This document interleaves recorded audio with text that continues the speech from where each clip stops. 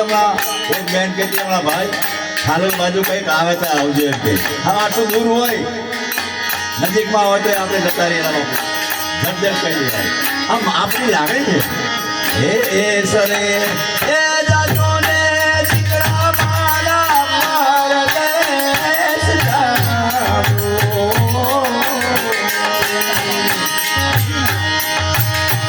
મને એક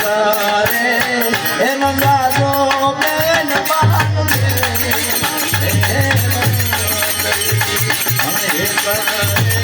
એ મંગાજો બેન બાપ